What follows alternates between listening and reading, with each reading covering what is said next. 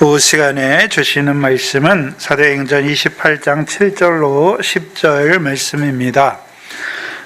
사도행전 28장 7절로 10절 말씀입니다. 제가 하나님의 말씀으로 읽겠습니다.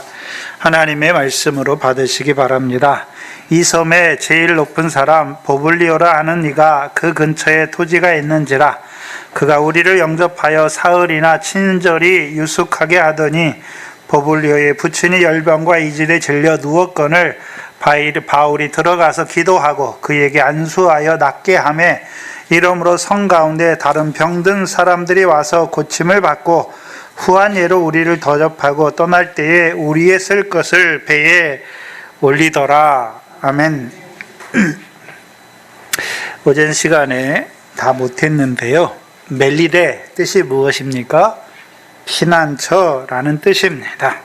시편 91편을 보시면 우리가 오늘 교동문 시간에 봤던 시편 91편입니다. 시편 91편을 보시면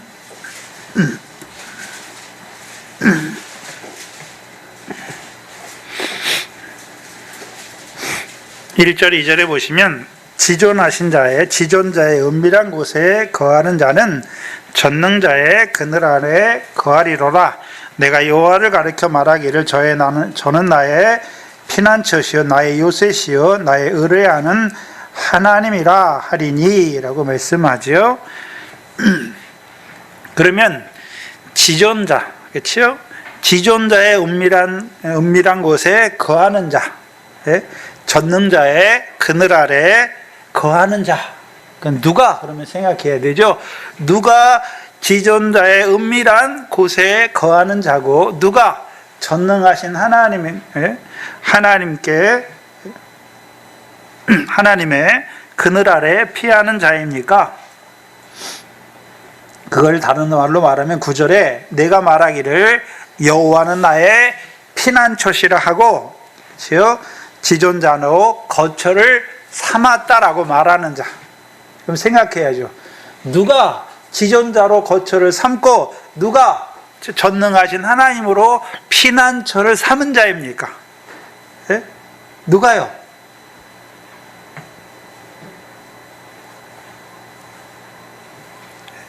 누가요? 그럼 지존자라는 의미는 지극히 높으신 자라는 말이에요. 지극히 높으신 자죠. 그러면 생각해 봐야 돼요. 그러면 지극히 높으신 그 하나님으로 피난처, 거처를 삼는 자가 어떤 자입니까? 우리가 잘 아는 창세기 14장 18절에 지극히 높으신 자의 제사장이 나오죠. 누가 지극히 높으신 자의 제사장입니까? 멜기세덱, 살렘왕 멜기세덱이 지극히 높으신 자의 제사장이에요. 그렇다면 생각해야죠. 그럼 그 제사장이 그 백성들에게 뭘 줍니까? 포도주와 떡과 포도주를 주잖아요. 그러면 누가 지존하신 자로 거처를 삼습니까? 지극히 높으신 자의 제사장을 통해서 주시는 떡과 포도주를 먹고 마시는 자들이 지존하신 하나님, 지극히 높으신 그 하나님으로 거처를 삼는 자라 말이죠.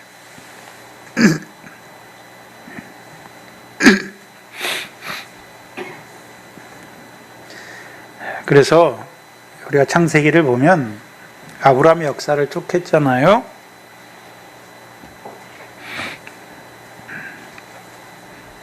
그래서 창세기 18장에서 아브라함이 살렘왕 멜기세덱을 만나서 지극히 높으신 자의 제사장에 주시는 떡과 포도주를 마신 자가 되잖아요. 그렇죠? 그럼 그에게 하나님께서 지극히 높으신 자의 제사장에 떡과 포도주를 주신 이유가 무엇입니까? 네? 떡과 포도주를 주시는 이유가 무엇입니까? 하나님이 지극히 큰 상급임을 알게 하시는 거예요. 하나님이 지극히 큰 상급임을 알게 하시는 것이죠. 네? 근데 그렇다면 생각해요. 우리가 누구를 통해서 하나님이 우리의 상급이신 줄 압니까? 그럼 하나님이 우리의 상급이라는 말은 어떤 의미입니까? 우리에게 상 주신다는 말이죠. 우리에게 상과 영광을 주신다는 말이죠.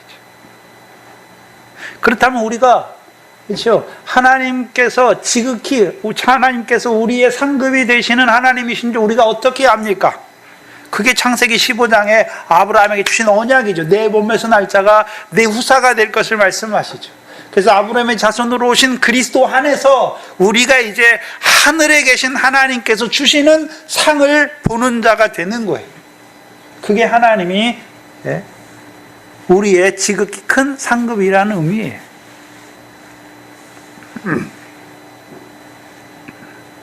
그럼 하나님께서 지극히 높으신 제사장을 통해서 떡과 포도주를 주시는 궁극적인 목적이 무엇입니까? 창세기 17장 1절이에요. 전능하신 하나님 앞에서 행하여 완전한 자로 살게 하시려고. 그래서 시편 91편에 지존자의 은밀한 곳에 거하는 자를 다른 말로 뭐라고 말씀했습니까? 전능하신 자의 그늘에 거하는 자다라고 말씀하는 거예요. 그게 같이 나오는 거예요. 그러면 하나님께서 지존자이신 지극히 높으신 하나님께서 지극히 높으신 제사장을 세워서 떡과 포도를 주셔서 이제 그 떡과 포도주를 마신 자들로 하여금 지존자의 은밀한 곳에 거하는 자, 곧 전능하신 하나님 앞에 행하여 완전한 자로 세우시는 것이죠. 그래서 창세기 17장 1절에 아브라함에게 말씀하시는 거예요. 나는 전능한 하나님이다. 너는 내 앞에서 행하여 완전하라 라고 말씀하시는 거예요.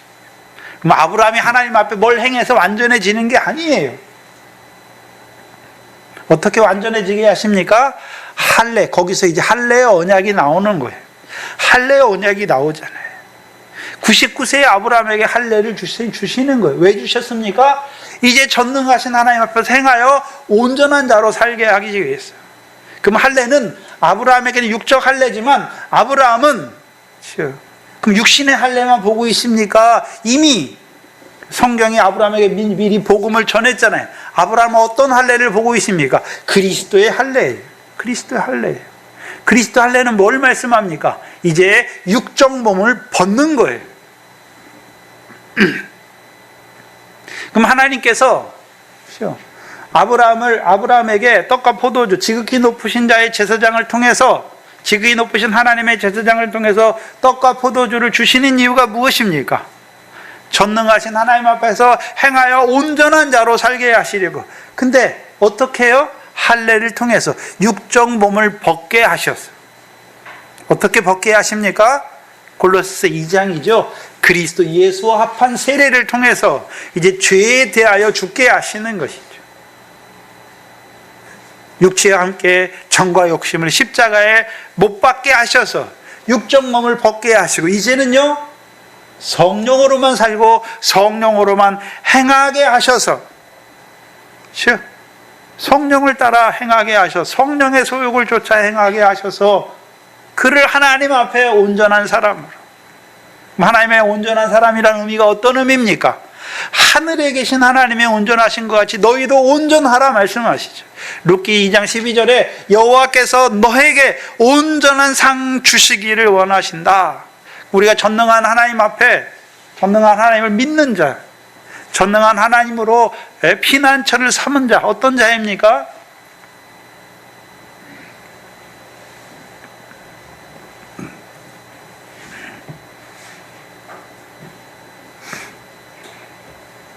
육적 몸을 벗게 하시는 거예요. 내가 아니라 전능하신 하나님께서, 나는 벗을 수 없어요. 육체와 함께 정과 욕심을 죽일 수가 없어요. 왜요?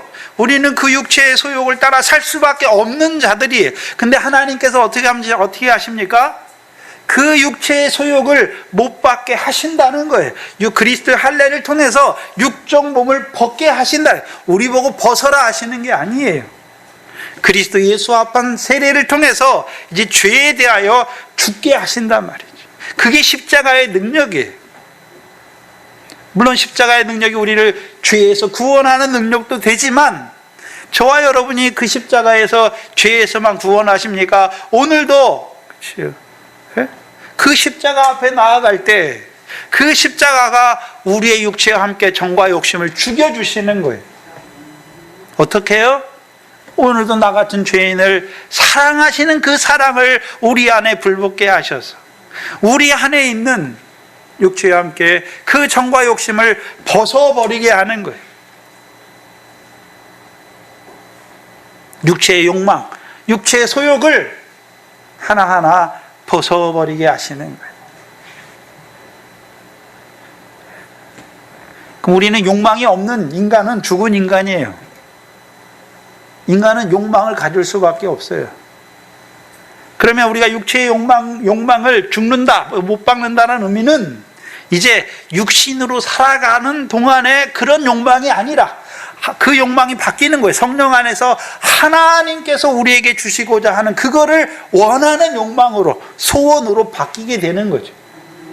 전에는 우리가 죽은 소망이었어요. 예수 믿기 전에는 죽은 소망이에요. 왜요?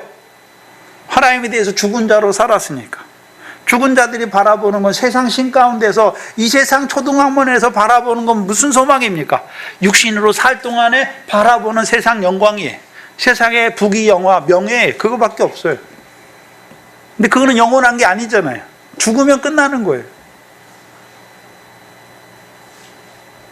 그거 바뀌게 하는 거예요. 전에는 세상을 향한 욕망, 소망. 근데 이제는요, 성령 안에서 하나님에 대한 거룩한 열망으로, 소망으로 바뀌게 하신단 말이죠.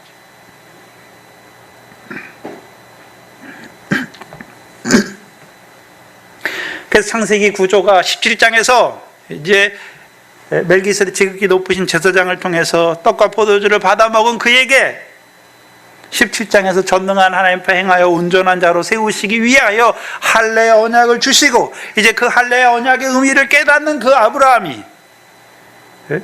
18장에서요 나그네를 영접하는 자가 되는 거예요.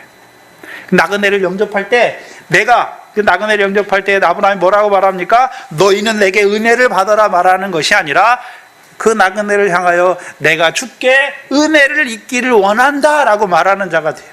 우리가 생각해 보시오. 아브라함이 그 사람들 위해서 발을 닦을 물을 주고 그 사람들이 먹을 송아지를 잡고 떡을 굽잖아요. 네?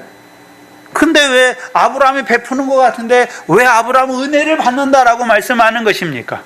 마태복음 25장에 우편에 있는 의인들처럼 나그네를 영접하는 자, 창세로부터 예비된 나라를 상속해 하는 자들이에요. 바울에게 그 알렉산드리아 배에 탔던 273인은 어떤 자들입니까? 바울로 하여금 생명의 면류관을 더하게 하시는 바울에게 은혜를 베푸는 자들이에요.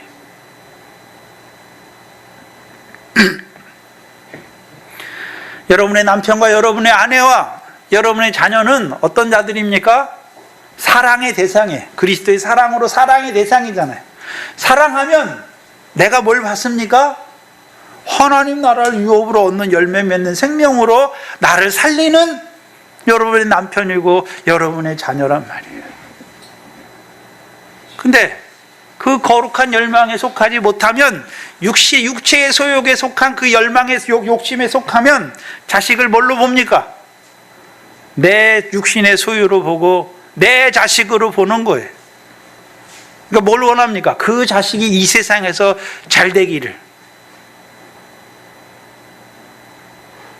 그 이 세상 7, 80년, 요즘엔 90년, 100년이죠. 90년, 100년 잘 살면 뭐 할 겁니까? 영원하신 하나님 앞에 빈털터리로, 그 앞에 벌거벗은 자로, 부끄러운 자로 영원히 서면 비교할 수가 없어요.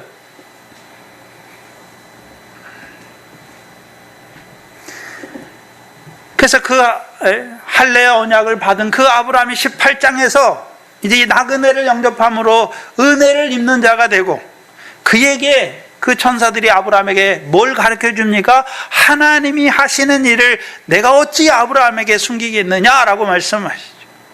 아브라함은 강대한 나라가 되고 그를 인하여 천하 만민이 복을 얻게 하시겠다라고 말씀하세요.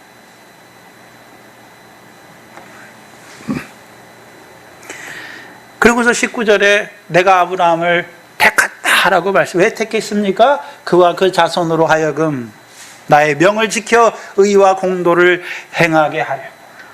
그리고 하나님께서 아브라함에게 하신 말씀을 하나님이 이루실 것을 말씀하죠. 어떻게 해요? 아브라함이 약속하신 대로 아브라함의 자손으로 오신 그리스도를 보내주셨어. 하나님의 아들을 보내주셨어.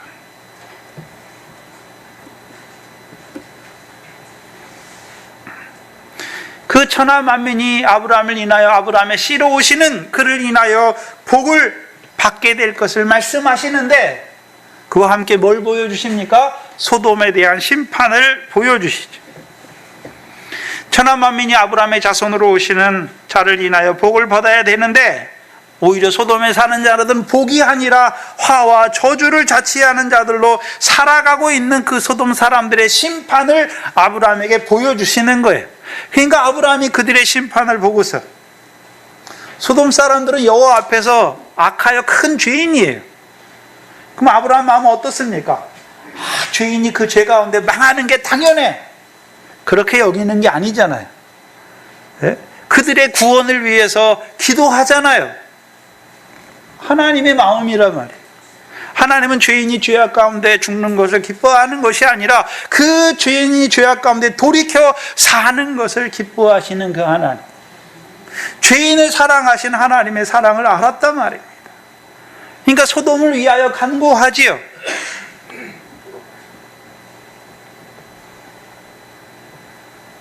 그리고 20장에서는 하나님께서 그를 그랄 땅의 선지자로 보내시는 거예요. 그럼 그랄 땅에 간 아브라함이 뭐 했습니까? 우물을 파는 거죠. 우물을 파는 거예요.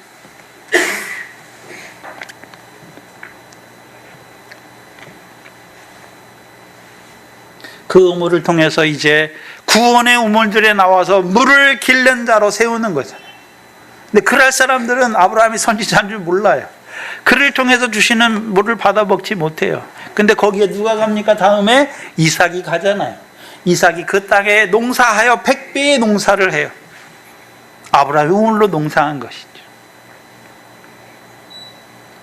그리고 아브라함이나 이삭이나 그 그랄 땅에서 우물을 파면서 어디로 올라가게 하십니까?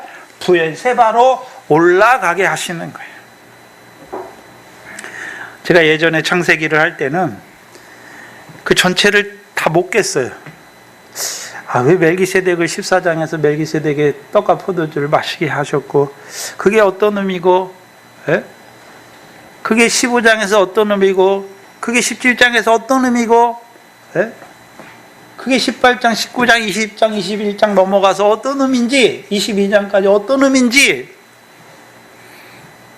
근데 다 하고 나서 다시금 이제 제 믿음이 자라서 다시금 이제 창세기 본문을 보니까, 전능하신 하나님이다. 그러면 전능하신 하나님을 자기의 피난처로 삼은 자가 제일 처음에 사람이 누구지? 아브라함이구나. 그럼 어떤 자를 하나님이 전능하신 하나님 앞에 행하여 온전한 자로 세우는가?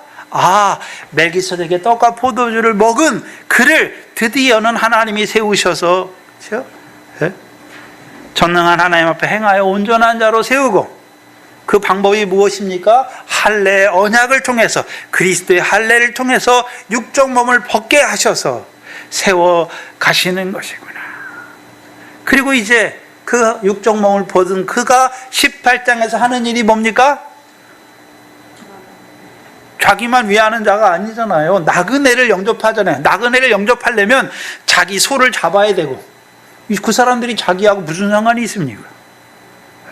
그 사람들 뭘 준다고 해서 그 사람들이 자기한테 뭘 도움을 주고 떡을 주고 뭘 줍니까? 육신으로는 주는 게 없어요. 그러나 아브라함은 이제 육적 몸을 벗었으니까, 그렇죠? 성령 안에 행하니까 나그네를 영접하는 것이, 그렇죠? 하나님의 나라를 상속하는, 창세로부터 예비된 하나님의 나라를 상속하는 지극히 작은 자 하나에게 하는 것을 알았단 말이죠. 그러니까 그 일을 기뻐하는 거예요. 은혜를 받는 자가 되는 것이에요. 그 은혜를 받는 자로 살아가는 그에게 하나님께서 그 천사를 통해서 하나님이 하시는 일을 다 보여주시는 거예요. 이제 보여주시는 거예요. 완벽히. 아브라함은 강대한 나라가 되고 천하만민은 그를 인하여 복을 받아야 할 것이 아니냐라고 말씀하시는 거예요. 그럼 어떤 복입니까? 아브라함과 그 자손으로 하여금 의와 공도를 하나님께서 이루어 주시는 거죠. 어떻게 해요? 아브라함의 후손으로 온 다윗을 통해서 예표로 사무엘하 8장 15절에 다윗이 왕이 되니까 특별히 만군의 여호와를 의지하는, 만군의 여호와로 피난처를 삼은, 야곱의 하나님으로 거처를 삼은 그 다윗이 이스라엘의 왕이 되니까, 공의로 다스리고 하나님을 경외함으로 다스려 주니까 하나님의 백성들에게 의와 공도를 이루어 주는 거예요. 하나님 백성이 하나님의 말씀을 듣고 우리가 의와 공도를 행하는 자로 사는 것이 아니라 하나님이 세우신 다윗 왕을 통해서 예표적으로 보여주시고, 이제 다윗의 자손으로 오르시는 그리스도를 통해서 우리에게 뭘 이루어 주십니까? 의를 이루어 주시는 거예요. 어떤 의입니까? 부르시는 의가 아니로 부르신 자들을 의롭다 하시는, 그럼 그들이 이제 복음으로 부르심 받고 계속해서 그 나라와 의를 이루니까 의롭다 하시는 게 아니에요. 그들이 하나님 나라 백성으로, 세운 복음으로 말미암아 하나님 나라 백성으로 이제 하나님께서 주시는 상을 이루는 더 나은 의를 행해야 됨에도 불구하고 그렇게 살지 못하잖아요. 왜? 머리털 하나라도 희거나 검게 하지 못하잖아요. 형제를 사랑하라 했는데 예수님은 율법을 우리 마음에 넣어주시잖아요. 그러니까 전에는 내가 형제를 살인 안 했어요, 율법의 행위로는. 그러나 그 율법이 내 마음에 오니까 내가 형제를 미워하잖아요. 바보로 하고 나가라 하잖아요. 원망하고 불평하잖아요. 그게 다 뭡니까? 그게 살인이에요. 내가 육신의 간음을 안 했어요. 근데 여자를 보고 음욕을 펴는 게 간음이고, 하나님보다 세상과 짝한 게 간음이고, 하나님보다 자식을 더 사랑하는 게 간음이에요. 영적 간음이란 말이죠. 내가 그런 자인 걸 보게 하시는 거예요. 내가 경건치 아니한 자인 걸 보게 하셔서. 근데 하나님은 어떤 하나님이십니까? 경건치 아니한 자를 의롭다 하시는 그 하나님을 믿는 믿음에 세워 주신단 말이죠. 그게 나 같은 죄인을 끝까지 사랑하시는 하나님의 사랑이. 세 계명의 첫 번째 돌판이에요. 구약의 돌판은 우리가 하나님을 사랑해야 되는데, 신약에서는요, 우리가 하나님 사랑하라는 말이 없어요. 주께서 우리를 사랑하시는 거예요. 언제까지요? 세상 끝날까지. 뭘 통해서 보여주셨습니까? 수건을 두르시고 우리의 발을 친히 닦아주시잖아요. 우리가 제자예요. 그리스도 제자예요. 따라가는데 늘 발이 어떻습니까? 좌우로 치우쳐요. 좌우로 치우쳐요. 자라난 자의 좌우가 무엇입니까? 좌로 치우치는 건 뭡니까? 육체의 소욕을 따라 행한단 말이죠. 우리 마음에 더러운 것, 우리 속에서 나는 더러운 걸 따라 행하는 거예요. 우로 치우치는 건 무엇입니까? 자기 의로움 중에 자기를 의롭다고 해서 율법 행위로 자기를 의롭다고 여기는 자들이 되는 거예요. 갈라디아 교인들처럼. 부정과 불법이죠. 그런 자로 살아가는 우리를 경건치 아니한 자를 의롭다 하시는 하나님을 믿는 믿음, 그게 다윗의 믿음이잖아요. 우리의 불법을 사하시고 우리의 죄를 가리우시는 그 다윗의 행복을 맛보는 자가 되게 하세요. 그게 우리를 의롭게 하시는 거예요. 복음으로 우리를 의롭게 하실 뿐만 아니라 이제 더 나은 의를 행하는 자로 세워주셨지만 더 나은 의를 행하지 못하고 오히려 경건치 못한 자로 살아가는 우리를 의롭다 하시는 거예요. 그게 로마서 8장 30절의 의예요. 그래서 로마서 8장 부르신 자들을 복음으로 부르셔서 우리를 의롭다 하셨어요. 그럼 의로운 자가 되었으니까 이제 모든 행실에 의로운 자로 살아가야 돼요. 복음으로 우리를 거룩하게 하셨잖아요. 그럼 우리가 모든 행실에 거룩한 자로 살아가야 되는데 그렇게 살지 못한단 말이죠. 경건치 않은 거예요. 근데 하나님 어떻게 하십니까? 경건치 않은 데서 우리를 돌이키시는 거예요. 어떻게 해요? 너 불법을 행하면, 너 부정을 행하면 때린다, 무섭게 해서 하는 게 아니에요. 부정을 행하고 불법을 행함에도 불구하고 여전히 끝까지 나를 사랑하시는, 나 같은 죄인을 끝까지 사랑하시는 그 사랑을 보게 하셔서, 그 사랑이 우리에게 불붙게 하셔서 이제 가슴을 치게 하시는 거예요. 육신으로 마음으로 하나님의 법을 원하지만 육신으로는 죄의 법에 매여서 죄의 법 아래서 종노릇하는 자기를 보면서 하나님 앞에 나를 불쌍히 여겨달라고 자백하는 그를 하나님께서 의롭다 하시는 거예요. 우리가 뭘 의로운 행위를 했기 때문에 의롭다 하시는 게 아니란 말이죠. 그게 의인은 믿음으로 사는 거예요.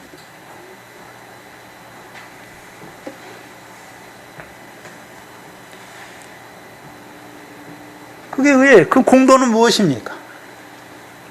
그 사랑을 받았으니까 우리도 형제를 사랑하는 거예요. 열매예요. 의와 공도를 이루어 주시는 거예요.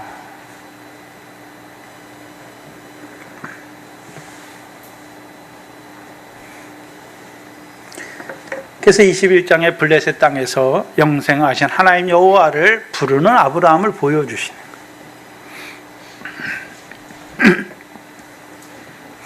그럼 신약에서는 생각해 봐야 돼요.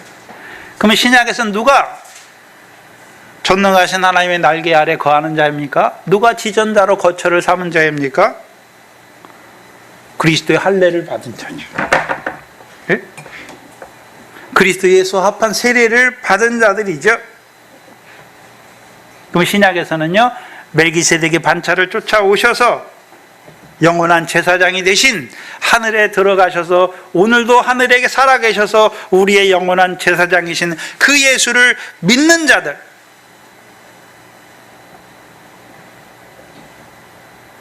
그럼 하나님께서 그리스도 예수와 합한 할례, 곧 이제 육체와 함께 정과 욕심을 그리스도 예수의 십자가에 못 박은 자들을, 그렇죠? 하나님이 어떤 자로 세우십니까?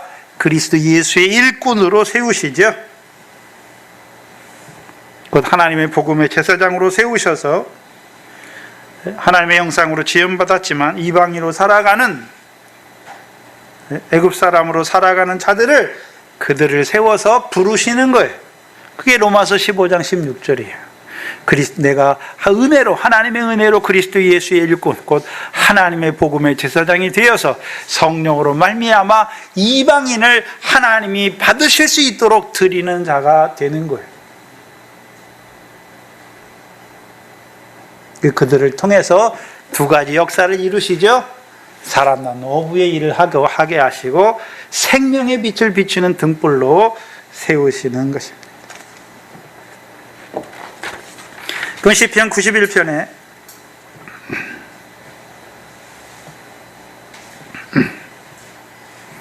우리가 오늘 본문하고 오후에 본문하고 연결해서 봐야 되는데, 사람 낳는 어부로 세우신 자들에게 하나님이 뭘 일으키십니까? 바다의 광풍을 일으키셔서 하나님이 바다 가운데 행하시는 행사와 기사를 보여주시고 그 일에 수종들게 하셨고,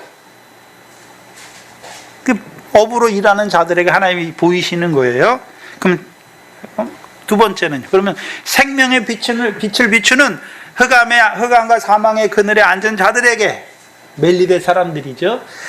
생명의 빛을 비추는 그 흑암과 사망에 앉은 자들에게 생명의 빛을 비추는 등불로 일하는 자들에게는 무엇을 통해서 하나님이 하시는 일을 나타내십니까? 독사로 물게 하셔서 하나님의 하시는 일을 누구에게 나타내 주십니까? 그 멜리데 사람들에게 나타내 주시는 거예요. 배에 탄 사람들에게는 사람 낳는 어부를 통해서, 어부로 세우신 바울에게 하나님이 바다 가운데 행하시는 그 광풍을 통해서 행하시는 그를 통해서 하나님이 행하시는, 인생에게 행하시는 인자와 기이한 일을 인하여, 그렇죠? 그들도 하나님을 찬송하는 자로 세우시는 것입니다. 육지에 거하는 멜리데에 거하지만 하나님의 형상으로 지음받았지만, 흑암과 사망의 그들에 앉아서 생명의 빛이 없어서 어두움에 속한 자로 살아가는 그들에게 독사의 사건을 통해서 바울로 하여금 생명의 빛을 비추는 등불로 세워가는 그 일을 이루어 가시는 것입니다.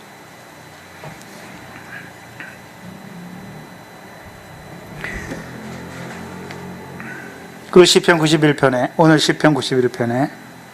그래서 그 전능하신 자의 그늘 아래 거하는 자, 지존자로 피난처를, 거처를 삼은 자들.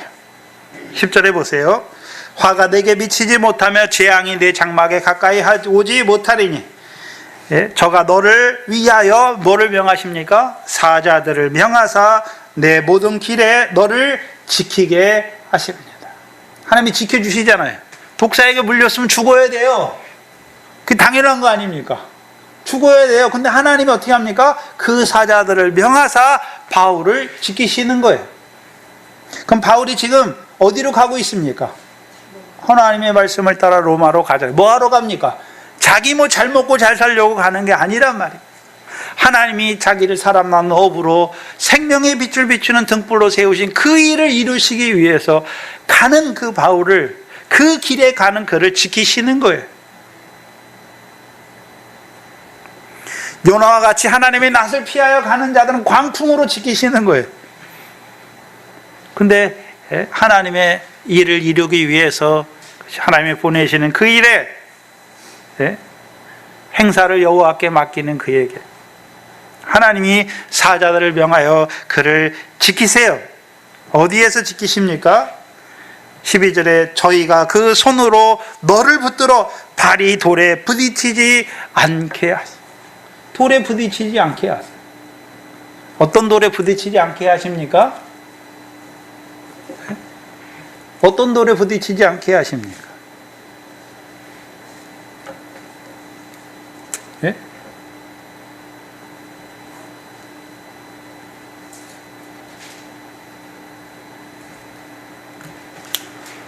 어떤 돌에 부딪히지 않게 하시나요? 그리스도에서 일꾼이 가는 길에 돌이 있어요. 그 돌에 부딪히면 큰일 나요. 시온에 세우신 모퉁이 돌에 부딪혀서 걸려 넘어지면 육적 이스라엘처럼 어떻게 됩니까? 행함을 의지함으로 하나님이 세우신, 시온에 세우신 반석에 걸려 넘어지잖아요.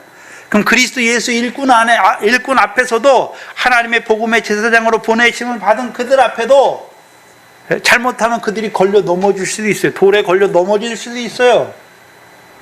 근데 그 돌은 어떤 돌입니까? 다니엘서 2장에 나오는 뜨인 돌이에요. 뜨인 돌이에요. 그 뜨인 돌에 걸려 넘어지면 그리스도 예수 일꾼으로 보내셨는데 그들에게 하나님이 뭐를 겸하여 주십니까? 핍박을 겸하여 주시잖아요. 근데 그 핍박 가운데 그들을 공회 앞에 세우고 회당에 세우고 죽을 자리에 핍박 가운데 세우잖아요. 근데 그 뜨인 돌을 믿는 자, 아니면 그 뜨인 돌에 걸려 넘어지면 어떻게 됩니까? 그때에 변명할 것을 미리 연구하잖아요. 왜 죽지 않으려고, 육신의 목숨 살려고. 법으로 보내신 자들 앞에 하나님께서 그들을, 그 권능의 말씀을 가진 그들을 보내실 때 내가 너희를 양을 이리 가운데 보낸 것 같다라고 말씀하죠. 그럼 양을 이리 가운데 가면 이리가 당연히 해치는 거 알면서도 주님이 보내시는 거예요. 왜 보내십니까? 주를 위하여 목숨을 잃는 자가 되게 하시는 거예요. 순교자가 되게 하신단 말이죠. 왜 순교자가 되게 하십니까? 첫째 부활에 참여하게 하시려고.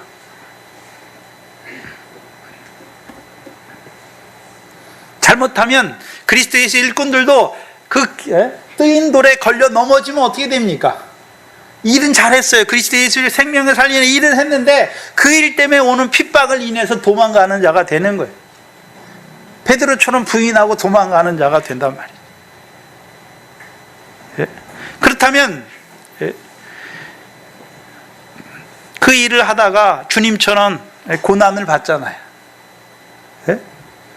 그래서 세베대의 어머니가 예수님께 나와서, 그렇죠? 뭐를 구합니까? 주의 영광 중에 하나는 보좌 우편과 좌편을 구하죠. 그러니까 예수님께서 뭐라고 말씀합니까? 내가 마시는 잔을 너희도 마실 수 있느냐라고 말씀하죠. 주님의 잔은 무엇입니까? 백성을 위하여 죽는 거예요. 많은 사람을 위하여 흘리는 피잖아요. 그럼 우리도 이제 자라가면 요한복음 3장 16절은 하나님이 세상을 이처럼 우리를 사랑하사 독생자를 주셨죠. 그 독생자가 우리를 위해 죽으시는 거예요. 근데 요한일서 3장은 어떻습니까? 이로써 우리가 그리스도의 사랑을 알아서 우리도 이제 형제를 위하여 죽는 것이 마땅한 그 자리에 세우시는 자리란 말이에요. 그 자리가. 근데 잘못하면 그 뜨인 돌에 걸려 넘어지면요,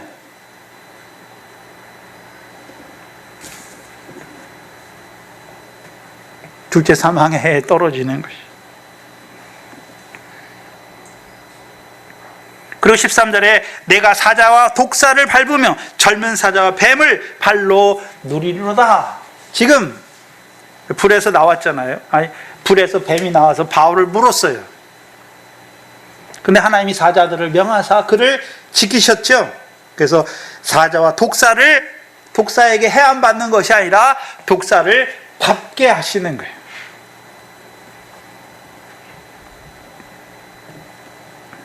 밟게 하시는 거예요.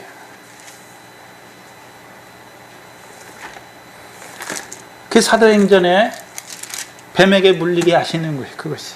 근데 생각해야 되는 게 있는데 4절에 보세요. 포인이 이 짐승이 손에 달림을 보고, 근데 3절에서는 분명히 뭐라고 말씀했습니까? 독사라고 말씀했어요. 이 독사라고 쓰인 말이 바리새인과 사두개인들을 향해서 뱀들아 독사의 새끼들이라 말씀할 때 독사예요. 근데 4절에서는 독사라고 하지 않고 뭐라고 말씀합니까?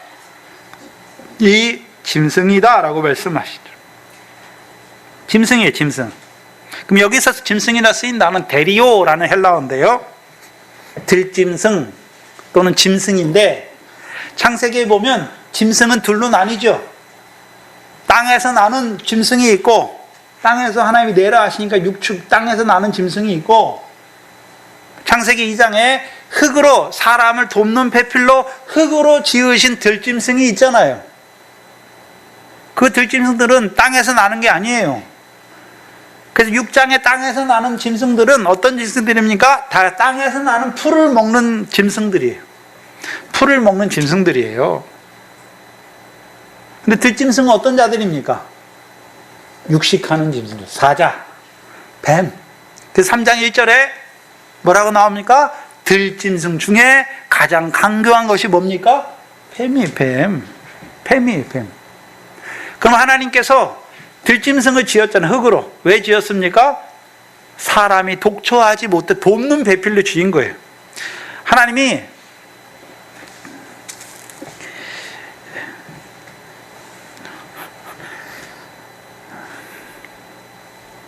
창조론까지 올라가는데,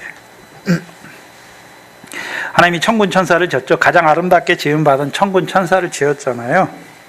근데 그가 자기 아름다움을 인하여 타락하지요. 그렇죠? 그 범죄한 천사들이에요.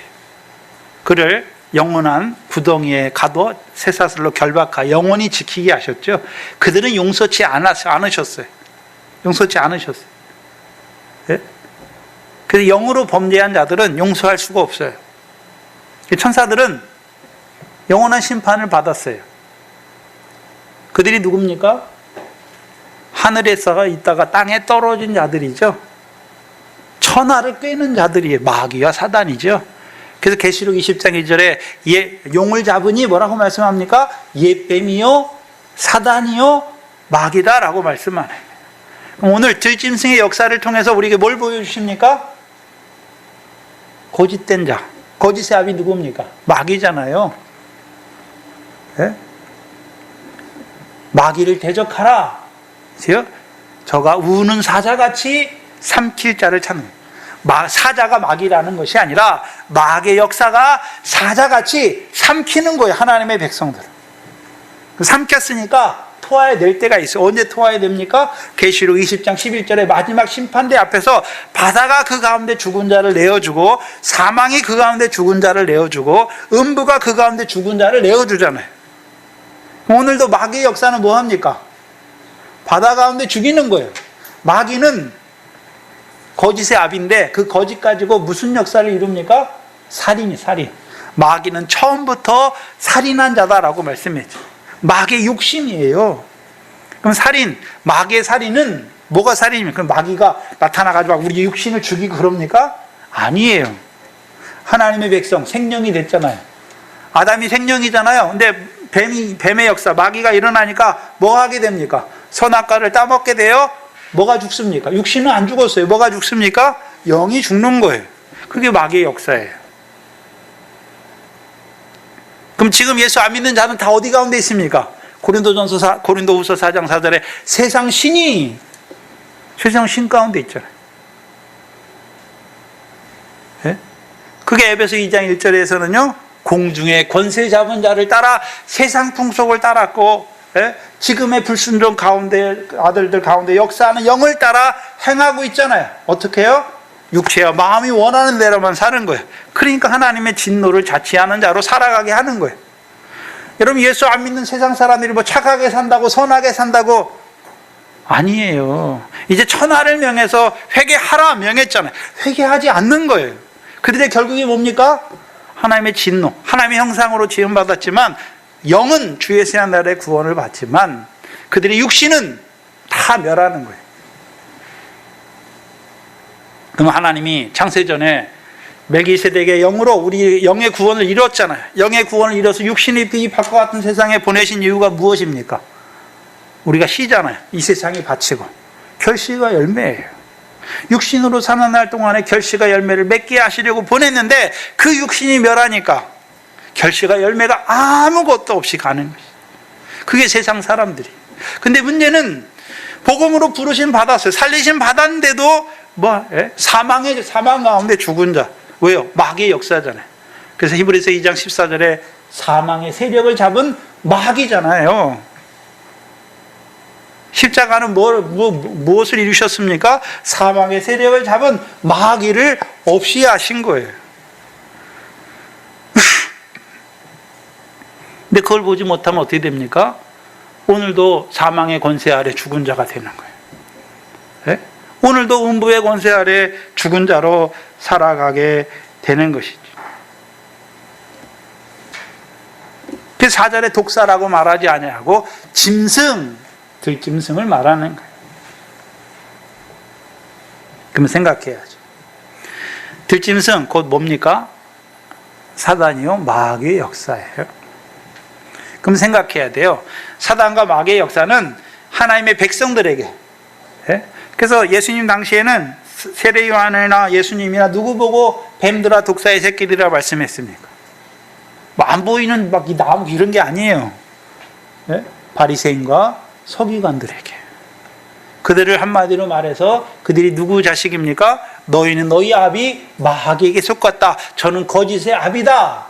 그럼 그들이 율법을 가지고 있는데 하나님의 뜻대로 섭니까? 마귀의 거짓된 아비, 거짓 교훈에 속해서 거짓으로 말해서 하나님의 백성들을 죽이고 있습니까? 죽이잖아요. 죽이는 역사예요. 오늘도 예수 믿어요. 근데 거기에 뱀과 뱀의 역사, 거짓의 역사하면 어떻게 됩니까? 죽어요, 죽어. 살았다 하나 일락을 좋아하는 자는 죽은 자예요. 예수 믿어요. 근데 하나님의 나라에 대해서는 죽은 자예요. 예수 믿어요. 결실이 없는 죽은 자예요. 사망 가운데 죽은 자예요. 예수 믿어요. 열매 없는 생명으로 살아요. 음부의 권세 아래 죽은 자예요. 죽은 자예요, 죽은 자.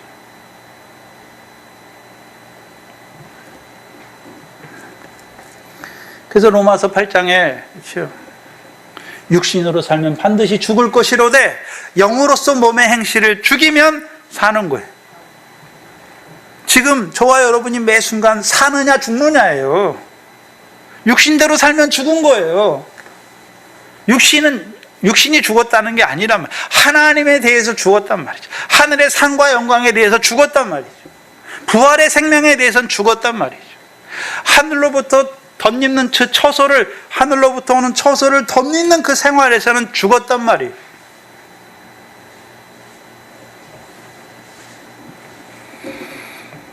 어둠에 사로잡힌 것이죠. 자는 자들은 밤에 자고 취하는 자는 밤에 취하잖아요. 죽은 자들이여 자는 자들이여 잠자는 자들이여 죽은 자 가운데서 깨어나라라고 말씀하죠. 빛의 자녀면 빛의 열매를 맺어야 되는데 오히려 어둠을 위하여 열매를 맺어요. 죽었어요.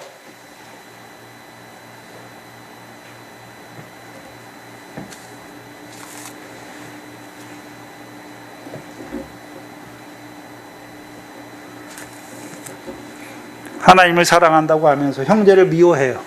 죽었어요. 죽었어요.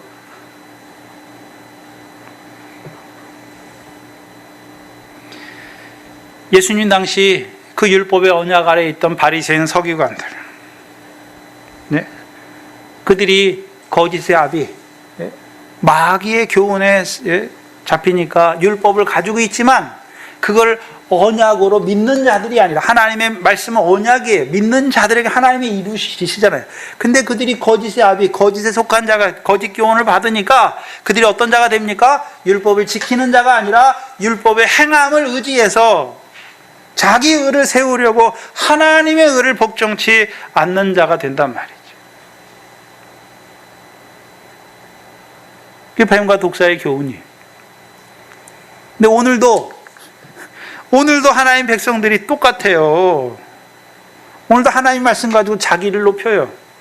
근데 예수님, 주께서 뭐라고 말씀하셨습니까? 자기를 높인 자는 낮아질 것이요, 낮아져서 나와 같이 형제를 섬기는 자는 높아질 것을 말씀합니다.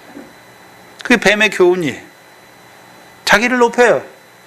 뱀이 가장 아름답게 지음받은 천사가 자기의 아름다운 걸 인해 자기를 높이잖아요. 그게 교만이에요. 교만. 독사는 뭡니까?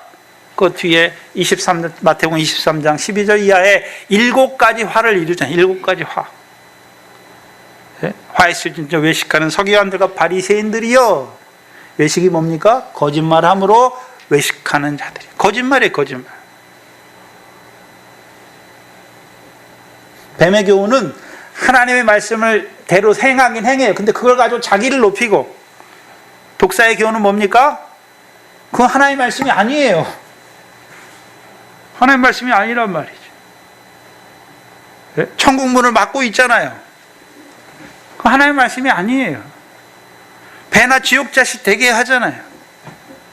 성전이 금을 거룩하게 하는데 오히려 그 성전보다 금을 귀하게 여기는 자들이 된단 말이에요. 그 7가지 화를 이루는 독사의 교훈, 거기에 물리면 죽어요. 오늘도 교회 안에 교회라고 세워놨는데 하나님 말씀을 가지고 자기를 높이는 자들이 얼마나 많습니까? 목사가 먼저 자기를 높이니까 그 말씀을 듣는 자들은 다 뭐 합니까? 자기를 높여요. 자기를 높인다는 의미가 뭡니까? 사람의 칭찬과 영광을 얻기 위해 외식적으로 행한단 말이죠. 행했어요. 기도했어요. 구제했어요. 근데 사람에게 보이려고 하는 거예요. 누구의 칭찬을 얻으려고. 내가 권사니까 이 정도는 해야지. 하나님 믿는 건 의무감에 하는 게 아니에요. 하나님의 사랑을 깨달아서, 하나님의 은혜를 깨달아서 자원하는 마음으로 하는 것이지, 억지로 부득이하게, 그건 내도 하나님과 전혀 상관이 없어요. 그냥 종교적인 행식인, 외형적인 행식으로 드리는 거예요.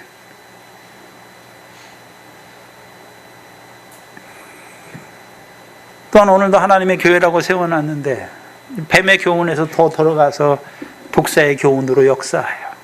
죽여요. 하나님 말씀 가지고 하나님 백성 죽인단 말이에요. 오늘도 예수 믿으면 구원받아 천국 가고 안 믿으면 지옥 간다. 그 죽어서 가는 천국을 보여주는 거예요. 예수님이 이 땅에서 이룬 천국이잖아요. 하나님 나라예요. 하나님 나라. 부자 청년에게 소유를 팔아 가난한 자를 주라. 그리하면 하늘에서 보화가 내게 있을 것이다. 근데 부자 청년이 재물이 많으면 근심하며 물러가자. 예수님께서 제자들을 향해서 그 부자에 대해서 뭐라고 말씀합니까? 부자는 천국에 들어가기가 어렵다라고 말씀하시고, 그 다음에 낙타가 바늘귀로 들어가는 것보다 부자가 천국이 아니고, 그 다음에요, 하나님 나라에 들어가는 게 어렵다라고 말씀하는 거예요. 만약에 부자가 그 부자청에 예수님께 나와서 말씀을 듣고 근심하지 아니하고, 아 그렇지 하고 소유를 팔아 가난한 자를 줬어요. 그럼 그 부자는 어디에 들어갔습니까? 하나님 나라에 들어갔단 말이에요. 오늘도 하나님 나라를 말해요. 근데 하나님 나라가 뭔지 몰라요. 목사가 모르니까. 하나님 나라가 뭐 죽어서 가는 하나님 나라인 줄 알아요. 이 땅에서 이미 이루어졌잖아요. 그러나 아직 이루어지지 않았죠. 언제 이루어집니까? 인자가 자기 영광으로 모든 천사가 함께 올 때에 모든 민족을 모으잖아요. 양과 염소를 심판할 것처럼 모아요. 네? 그때 우편에 있는 자들에게 뭐라고 말합니까? 창세로부터 예비된 나라를 그때 온전해지는 거예요. 지금 우리가 하나님 나라에 살아가죠. 어떤 하나님 나라요? 하나님 나라를 상속하는 결실과 열매 맺는 나라 안에 살고, 인자가 오실 때는요, 우리가 결실과 열매 맺은 대로 해의 영광, 달의 영광, 별의 영광을 주시는 거죠. 그럼 영광을 주신다니까 무슨 세상 사람들이 뭘 잘했으면 뭐 돈을 주고 영광을 주고 그렇게 하는 게 아니에요. 영광이 몸으로 부활한다는 거예요.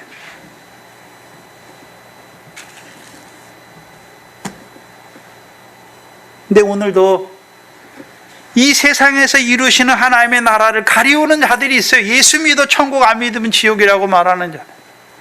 근데 마태복음 5장에 지옥을 말할 때 죽어서 가는 지옥입니까? 어떤 사람을 보고 라가라 하고 미련한 자라고 말하는 사람이 지옥불에 떨어진다라고 말씀했습니까? 네?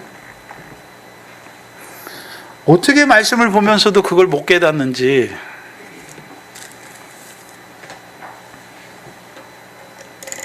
답답하기도 하면서도.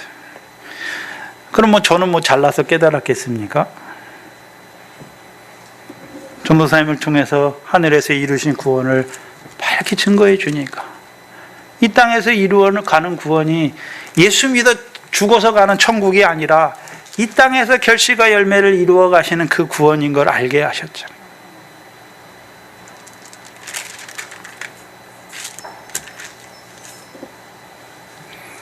오늘도 하나님을 믿는 백성들에게 뱀과 독사의 교훈, 거짓의 역사가 이루어진단 말이죠. 그 거짓 역사에 떨어지면 어떻게 됩니까? 하나님 말씀을 행한 거 가지고 지킨 거 가지고 자기를 높이고 더 나아가서는요, 죽여요. 근데 문제는 우리가 형제를 죽일 때가 있어요. 우리가 죽이는 일을 할 때가 있단 말이죠. 우리에게 하나님 말씀, 우리를 그리스도의 사랑 안에서 불러주신 이유가 뭡니까? 형제를 사랑하라고. 근데 우리가 형제를 사랑할 때보다 마음으로 남편을 미워할 때가 얼마나 많습니까? 저 사람이 내 마음에 안 들어.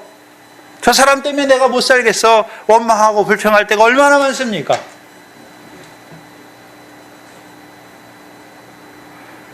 그 사람이 잘못된 게 아니에요. 내가 더러운 거예요. 내 마음에 살인의 마음이 있는 내가 더러운 것이지.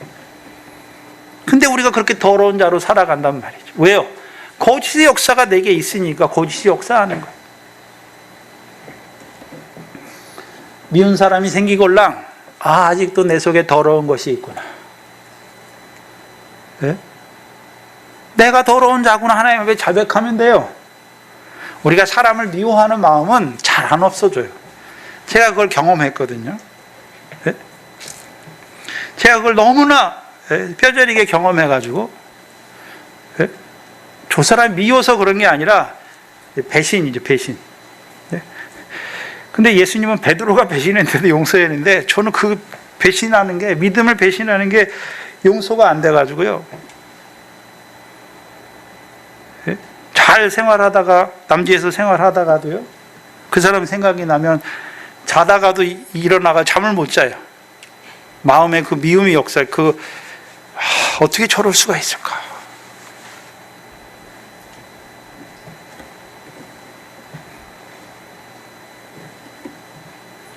근데 내가 똑같은 자더라고요. 내가 아내를 미워했고요. 네?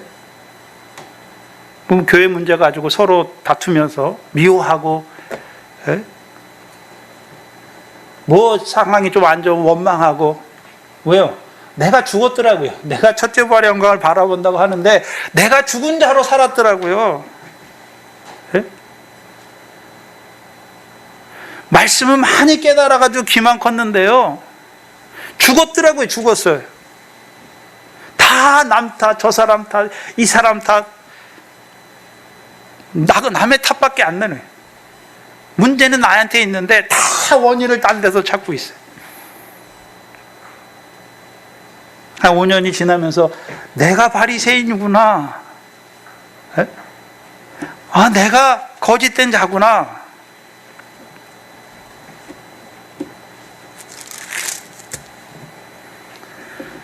내가 형제를 헤아리고 비판하고 정죄하는 자구나.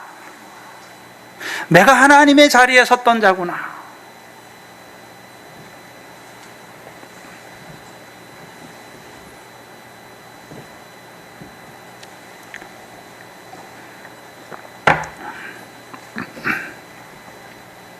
그거 깨닫고 나니까요, 두렵더라고요.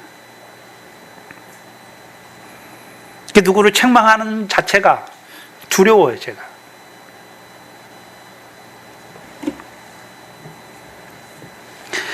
시골의 박 목사님은요, 안수 집사가 주일날 오후 빠지거나 뭐 새벽 빠지면요, 이렇게 세워가지고 책망을 해요.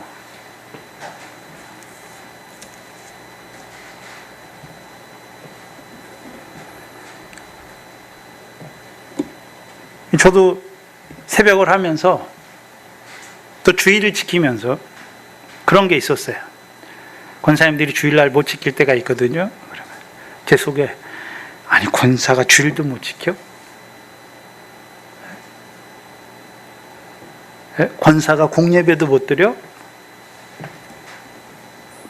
그러니까 뭐 나와가지고 말씀을 받는 게 아니라 판단하고 있어요. 헤아리고, 저 사람을 판단하고 이 사람 판단하고. 왜요? 나는 주의를 잘 지키니까. 왜? 내가 지켰으니까. 네? 나는 주의를 목숨보다도 더 지켰으니까. 나이는 주의를 지키려고 좋은 직장도 안 가고 주일날 시험 보는데 안 가고 그랬으니까. 내가 제일 잘난 거예요. 내가 믿음이. 근데 하나님께서 네가 바리새인이다. 네가 거짓된 자다. 네가 내 자리에 앉았다. 서서히 깨닫게 하시더라고요. 그 다음부터는 내려놓기 시작했어요. 아, 내가 이런 자구나.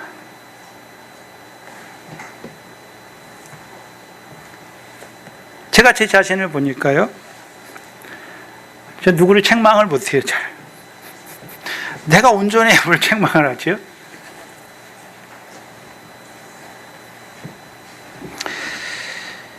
근데 책망할 일이 있으면 말씀으로 돌려서 말씀하는데 그 사람은 못 알아듣더라고요.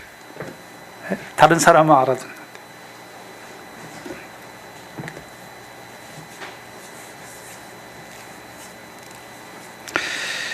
제가 우리 세우신 우리 권사님들 앞선자로 세웠잖아요. 우리 권사님들 뭐 제 마음에 다 들겠습니까? 하나님 마음에 다 들까요?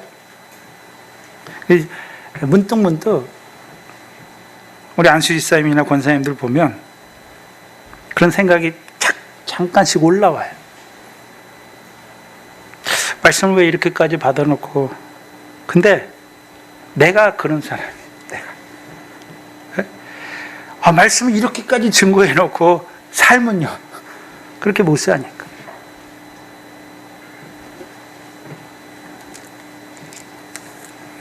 늘 하나님 앞에 죄송한 것 뿐이고 부족한 것 뿐이고 나를 좀 불쌍히 여겨달라는 것 뿐이죠.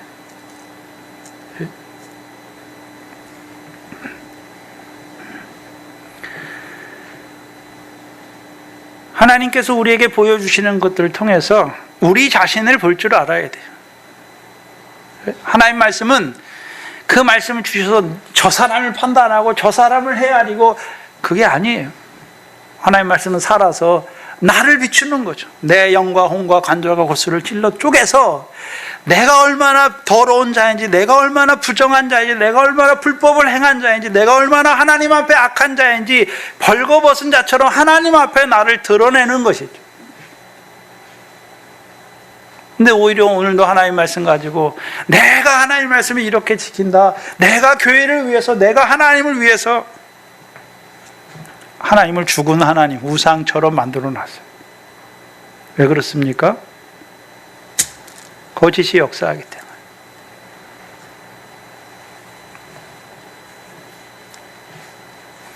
그게 오늘도 하나님의 교회에 있어요. 교회라고 하는데 사단의 회죠.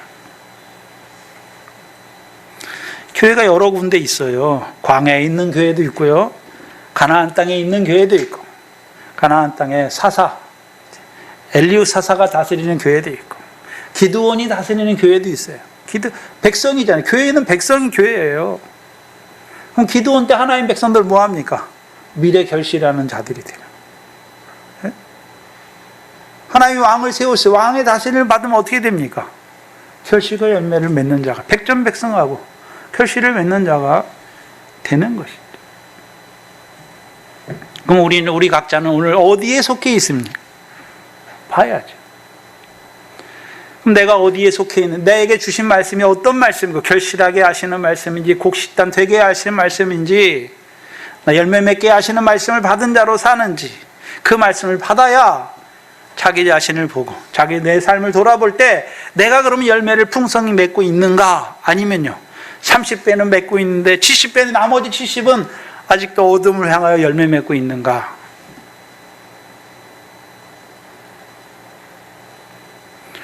제가 생각할 때 믿음은 장성할수록 하나님 앞에 나는 티끌입니다 라고 고백하는 거예요.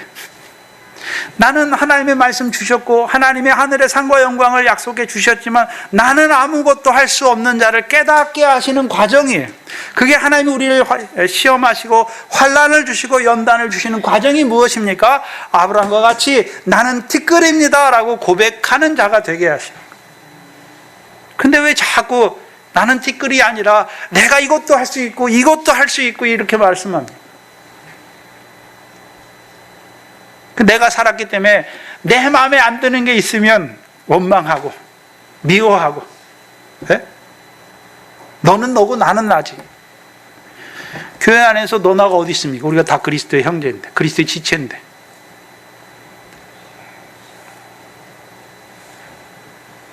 제가 왜 고린도전서를 하는 줄 아세요?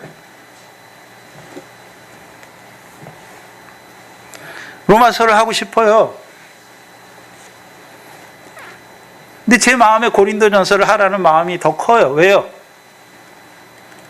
우리 교회가 말씀을 많이 받았는데 삶은 너는 너, 나는 나. 은사를 하나님이 주셨어요. 근데 교회를 세우기 위한 은사로 쓰시는 분이 없어요, 많이. 다 자기 개인의 구원을 위해서. 그거라도 하면 좀 낫겠어요. 우리 교회에 믿긴 믿는데, 교회는 나오는데 그리스도 안에서 어린아이처럼 여전히 육체를 따라 행하는 사람이 얼마나 많은지.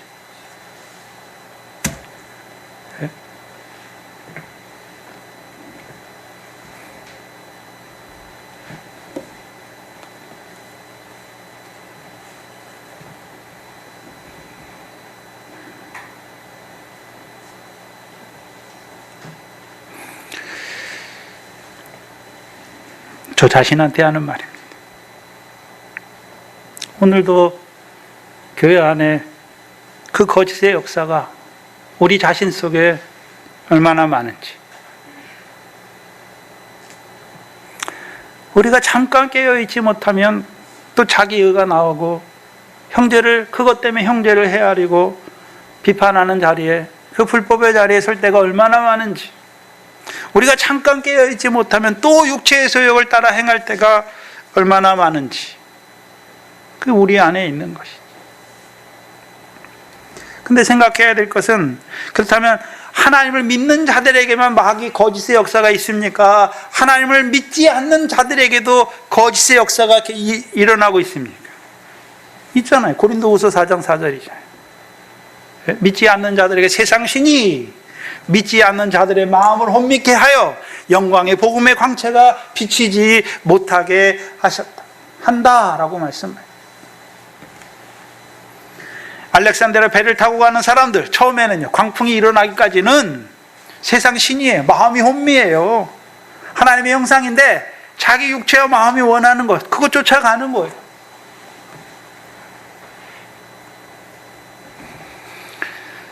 공중 권세 잡은 자를 따라 세상 풍속을 따라 살아가고 있어요. 하나님 백성. 그 세상 사람들이 하는 대로 살아요. 근데 문제는 그게 교회 안에서도, 세상 풍조가 교회 안에서도 그렇게 들어온단 말이에요. 예? 교회 일은 세상 일처럼 하는 게 아니에요.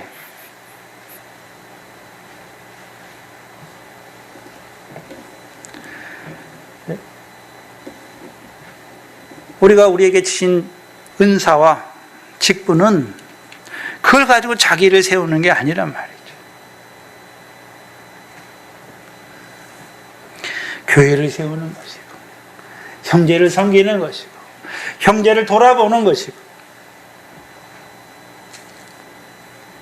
주일날만 와서 예배 드린다고 우리가 형제입니까? 늘 기도 안에서 서로 연결돼 있어야죠. 입 맞춰야 하는 것이. 특별히 직분자로 앞선 자들로 세우신 자들은 뭐 해야 됩니까?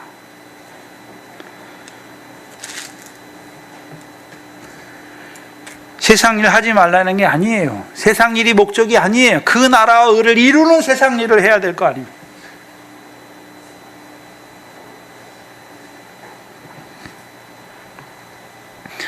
하나님을 안 믿는 자들에게도 마귀가 사단이 역사하잖아요. 그래서 오늘도 하나님 없이 살아가는 자들, 하나님의 형상으로 지음 받았어요. 근데 거짓의 역사 안에 살아가니까 이 세상도 뭐라고 생각합니까? 지구는 빅뱅에 이래서 이르는데 하나님이 창조했죠. 하나님의 형상으로 지음 받았으면서도 바다 가운데 죽은 자로, 흑암과 사망의 그늘의 땅에 앉은 자로 살아가고 있단 말이죠. 육체와 마음이 원하는 대로만 살아가고 있단 말이죠. 그걸 한마디로요, 불순종의 아들로 살아가는 거예요. 하나님의 진노를 자취하는 자들로 살게 한다는 거예요. 지금 보이십니까? 그럼 여러분의 자녀와 여러분의 남편이 오늘도 세상 신 가운데, 마음이 혼미한 가운데 살아가는 그들의 결국을 보십니까?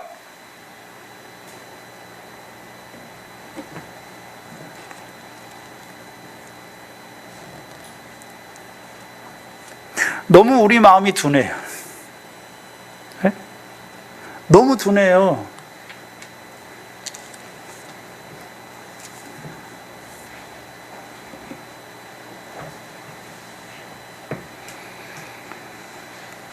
바울을 보는 독사를 통해서 세상 신 가운데 역사하는 자들을 보여주세요. 누가복음 10장 19절에 내가 너희에게 뱀과 정갈을 밟으며 원수의 모든 능력을 제어할 권세를 주었노니 너희를 해할 자가 없을 거다. 하나님이 원수를 제어할 능력을 주셨어요. 그러면 뱀이 물면 죽어야 돼, 독사가 물면 죽어야 되는데 바울이 안 죽는 거예요. 안 죽는 거예요. 생각해야 되는 게 있어요. 하나님께서 이 멜리데 사람들, 하나님을 한 번도 들어본 적이 없는 사람들이, 그렇죠? 하나님이 없이 그냥 자기 그리스 신, 디게 신을 따라서 그런 사람들이 만든 우상을 따라서 섬기는 자들이잖아요. 애굽에 있는 모세 때 애굽 사람들을 한번 생각해 보세요. 그들은 하나님이 누군지 몰라요. 그렇죠? 하나님이 모세를 보내시잖아요. 그럼 그들에게 하나님이 살아계시면 어떻게 드러내 줄까요? 말씀으로요? 안 돼요. 하나님의 쓰시는 모세와 아론을 통해 그들의 눈에 보이는 기사와 재앙을 통해서 그들이 이해할 수 있도록, 저 사람들이 섬기는 신이 여호와라는 신인데 그 신이 진짜 있나 보다라고 그들의 인식 체계 안에서 이해할 만한 방법으로 하나님이 살아계신 걸 보여주는 거예요. 저와 여러분은요, 이미 하나님이 살아계신 거 알고 말씀을 통해서 하나님이 어떤 분이고 하나님이 어떻게 하시는 걸 알잖아요. 그렇죠? 멜리데 사람들은 하나님에 대해서 한 번도 들어본 적이 없어요. 그럼 그들에게 무엇을 통해서 하나님의 살아계심을 나타내 주십니까? 독사가 바울의 손을 물었는데도 바울이 죽지 않잖아요. 그럼 바울이 어떤 자입니까? 원수의 모든 권세를 제어할 능력을 가진 자. 그럼 바울이 뭐라 그랬겠습니까? 죽지 않네? 당신 왜 안 죽어? 본문에는 안 나왔지만 물어봤을 거 아닙니까? 나는 하나님을 섬기는 사람인데 하나님이 나를 지켜주시고, 사도행전 14장에서도 루스드라에 있는 안전뱅이를 살릴 때 그들이 바울을 높여서 신이다 라고 말씀했잖아요. 바울이 뭐라 그럽니까? 아니다, 나는 너희와 성정이 같은 사람인데, 그렇죠? 내가 너희에게 복음을 전하는 것은 이 헛된 일 버리고 천지와 만물을 지으신 하나님께 돌아오게 하려고 하는 거다. 그거를 말하는 거예요. 그래서 바울을 통해서 하나님이 살아계신 걸 나타내 주는 것입니다. 그래서 오늘도 애굽에 있는 사람들에게 하나님 말씀 풀어야 듣지 못해요. 그들이 이 하나님이 살아계심을 이해할 수 있는 방법으로, 그들의 이해할 수 있는 인식 체계 안에서 하나님의 살아계심을 보여주는 것이죠. 그래서 하나님의 살아계심을 그들은 육신에 신령한 눈이 없잖아요. 육신의 눈으로 보이는 막 기사와 재앙이 막 내리니까 처음에는 있긴 어디 있어, 그렇죠? 하나님이 보내기 누구 보냈어? 애굽의 술사들도 다 하는데 믿지도 않아요. 근데 애굽의 출산은 못하고 이제 재앙이 막 시작되잖아요. 자기들에게 직접적으로 막 손해가 닥치고 재앙이 닥치죠. 처음에는요, 진짜 있나? 긴가민가? 그러다가 점점 심해지니까 진짜 살아있나? 우박이 내리는데도 모세를 통해 하나님을 두려워하는 자들은 자기 가축이나 종들을 다 들여놓는데 마음에 두지 않는 자들은, 고집하는 자들은 그대로 놔둬. 하나님이 있기는 어디 있어? 다 죽이세요, 하나님. 그들이 이해할 수 있는 방법으로 하나님의 살아계심을 드러내줘요. 법궤가 블레셋 땅에 가잖아요. 근데 다곤 신이 넘어져요, 법궤 앞에서. 그리고 그 사람들이 종기가 나잖아요. 독종이 나요, 몸에. 법궤가 했나? 옮겨가봐. 가드로 옮겨가죠. 어디죠? 생각해.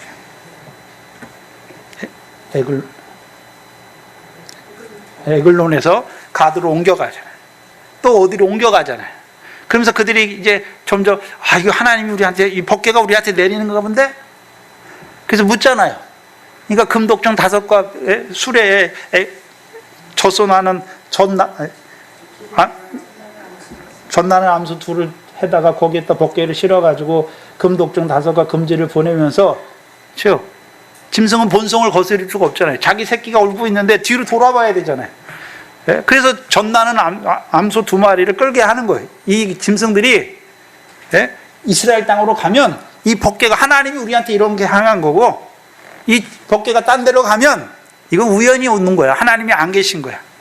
근데 법궤가 어디로 갑니까? 이스라엘 땅으로 가잖아요.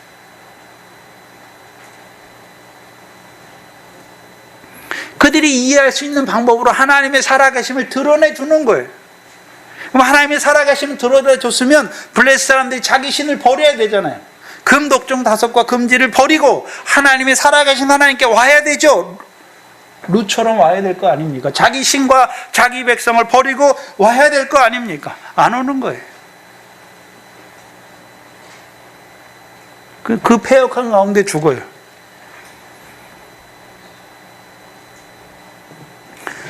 우리의 육신의 고력의 현재 중에서도 다 부르시는 게 아니에요. 자기 고집대로 회개치 아니하면 하나님께서 그 가운데서 죽게 하세요. 안 됐지만 그 가운데 죽어요. 왜요? 완악하게 치면 죽는 거예요.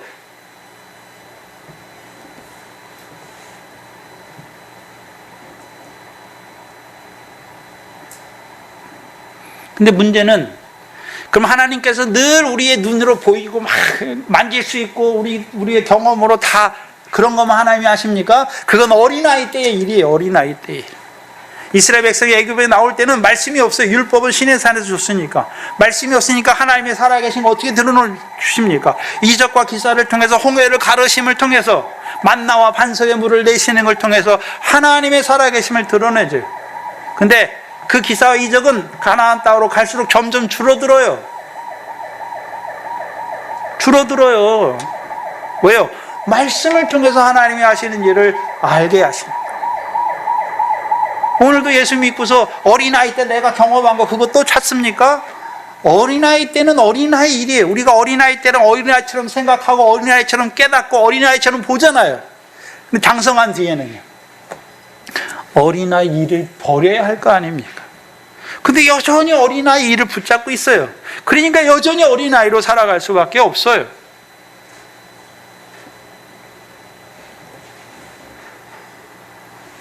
지금 하나님께서 독사에게 물리게 한 그 바울을 통해서 그 하나님을 알지도 못하는 사람들에게 점점 하나님의 살아계심을 점점 한 단계 한 단계 깨우쳐 가시는 과정이에요. 바울을 그들 앞에 높이시는 거예요. 그럼 높아진 바울이 그래 내가 신이다라고 나를 경배해라 그렇게 하는 게 아니잖아요. 나는 너희와 같은 성전이 같은 사람이다. 하나님께서 나에게 이런 권세를 주신 것이에요. 그렇죠? 우상을 섬기는 이 헛된 것을 버리고 하나님께로 돌아오게 하려고 하신 것이다. 그리고 오늘 본문 7절에 그 섬의 제일 높은 사람, 첫째 사람이에요. 보블리오라는 이가 근처에 토지가 있죠. 그래서 그가 우리를 영접하여 사흘이나 친절히 유숙하게 하더니, 그리고 석 달을 결국 유숙하잖아요. 그럼 보블리오가 아무리 거기서 잘 나가도 276명을 한꺼번에 다 공개할 수 있습니까? 없어요. 이 당시에는 여기에 로마의 행정관도 있잖아요. 그럼 로마 백부장과 그 부하들은 다 어디가 있겠습니까? 어디가 있을까요? 로마의 행정관청가 있으니까 거기 가서 숙식하고 거기 가서 먹고 그러는 거죠. 바울과 그 일행들은 특별히 불쌍히 여겨서 이 사람들이 영접하는 것이죠. 그리고 바울을 우러러 보잖아요, 이 사람들이. 그러니까 바울을 데리고 가요. 근데 8절에 보블리오 부친이 열병과 이질에 걸려 누웠거늘 바울이 들어가서 기도하고 그에게 안수하여 낫게 합니다. 한마디로 안수하여 낫든지 말씀으로 낫든지 이건 한마디로 병을 낫게 하는 것을 뭐라 그럽니까? 표적이라고 그러는 표적. 그러면 요한복음 20장 30절 31절에 예수께서 표적을 행하신 이유가 뭡니까? 예수가 하나님의 아들 그리스도임을 믿게 하려고. 그럼 바울이 자기가 막 가는데 자기가 표적을 행합니까? 아니에요. 사도행전 14장 3절입니다.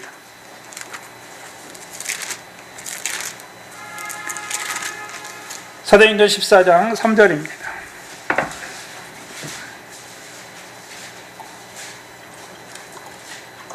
이고니온에 간 두 사도들에게 하나님이 이루신 일이에요. 14장 3절입니다. 큰 소리로 읽어봅니다. 시작. 주를 힘입어 담대히 말하니 주께서 저희 손으로 표적과 기사를 행하게 하여 주사 자기의 은혜의 말씀을 증거하시니. 기사와 표적이 뭐겠습니까? 병을 고치는 거예요. 네? 안진뱅이를 일으키는 거예요. 소경이 눈을 뜨게 하는 것이죠. 문둥이가 낫게 하는 것이죠. 그게 표적이에요. 그럼 표적을 행하는 것은 내가 이런 사람이야 그게 아니에요. 예수가 하나님의 아들 그리스도임을 믿게 하는 표적이에요. 그런데 이고니온에 갔을 때 두 사도가 처음부터 표적을 행합니까? 주의 말씀을 담대히 증거하고 이제 하나님께서 그들의 손으로 기사와 표적을 행하게 하십니까? 하나님께서 그들의 손으로 기사와 표적을 행하게 하는 것이죠. 그럼 바울이 그 사람들에게 들어갔잖아요. 그 사람들은 바울을 신처럼 생각하잖아요. 그럼 바울이 그들에게 뭘 말했을까요? 나는 신이 아니다. 나는 하나님의 사람이다. 나는 너희와 같은 성전을 가진 사람인데 하나님께서 나에게 이런 권세를 주신 거야. 하나님께 이 헛된 일을 버리고 하나님께 돌아오게 하려고 하는 것이다. 말씀을 전하는 것이고. 예? 그러다가 누가 있습니까? 보블리오 부친이 열병과 이질에 걸렸어요. 예? 바울이 하는 게 아니에요. 하나님이 바울의 손으로 이사와 이적과 기사를 행하게 하셔서 표적을 행하게 하셔서 주께서 자기 은혜의 말씀을 증거하시는 거예요. 바울은 그냥 도구예요, 도구.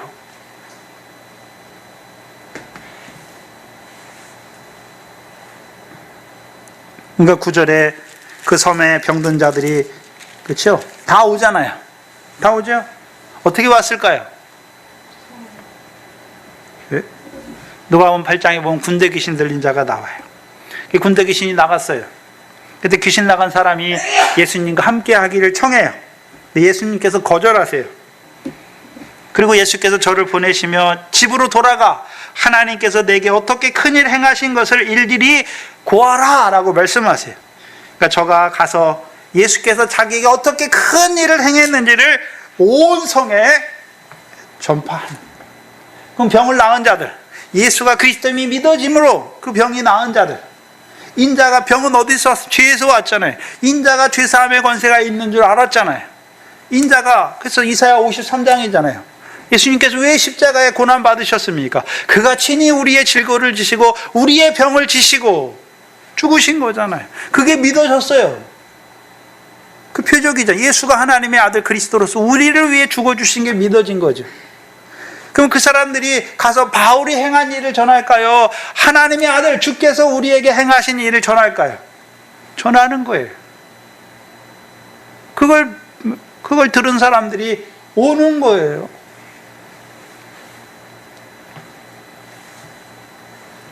문제는, 자, 그럼 병 나은 사람들이 다 믿음에 장성한 자고 다 그렇습니까? 천만의 말씀이에요. 천만의 말씀이에요. 누가복음에 예수님께서 10 문둥병자를 고치세요. 어떻게 고치십니까? 선생님이여 우리의 문둥병을 낫게 하여 주시기를 원하나이다 하니까 예수님께서 제사장들에게 가서 내 몸을 보이라 하니까 그들이 가다가 나왔어요. 근데 9은 오지 않아요. 9은 오지 않아요. 하나가 와요. 하나가 오잖아요. 깨끗함을 받았는데 하나가 와서 하나님께 영광을 돌리죠.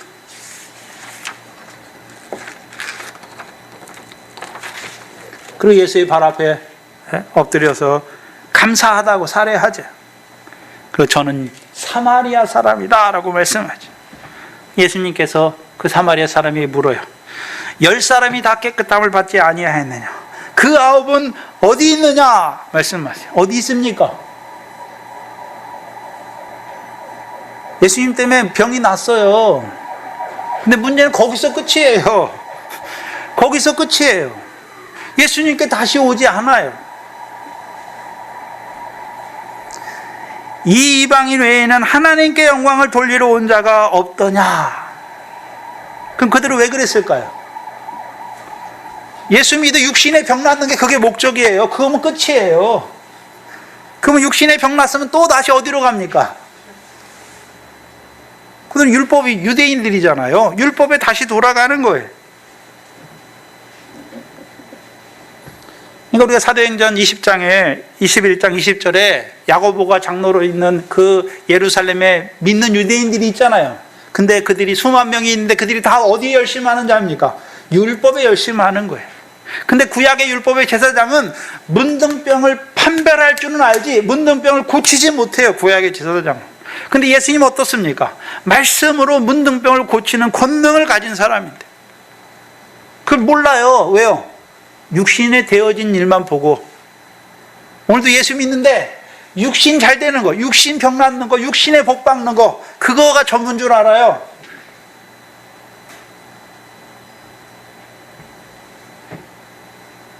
그거는 하나님께 영광을 돌리는 삶이 안 돼요. 하나님이 육신의 병 고치러 오셨습니까? 병든 사람 또 죽어요. 부활이요, 생명이에요. 우리를 부활의 생명으로 살리시기 위해 오신 것이죠. 단지 육신 생명 그것,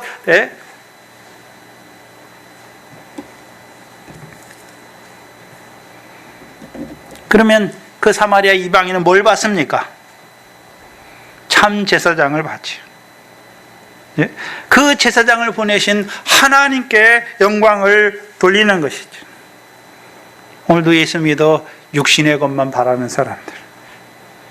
어린아이, 어린아이. 예수님이 요한복음 6장의 표적을, 오병이어가 뭡니까? 표적을 행하죠. 표적을 왜 행했다라고 말씀합니까? 너희가 표적을 통해서 먹고 배부름으로 나를 쫓았느냐? 표적을 왜 행했습니까? 신령한 뜻을 알게 하시려고. 하나님의 보내신 자가 누구인지 알게 하려고. 그걸 몰라요. 문제는 오늘도 예수 믿어서 그 9명의 문둥병자와 같이 육신 고친 것만 가지고 돌아다녀요. 예수 믿어 육신의 복만 가지고 돌아다닌단 말이죠. 그건 하나님께 영광 돌리는 삶이 아니에요. 이 돌아온 깨끗함을 받은 문둥병자와 같이 이제 돌아와서, 죽게 돌아와서 하나님께 영광을 돌리는 삶을 살아야 될 것이 아닙니까?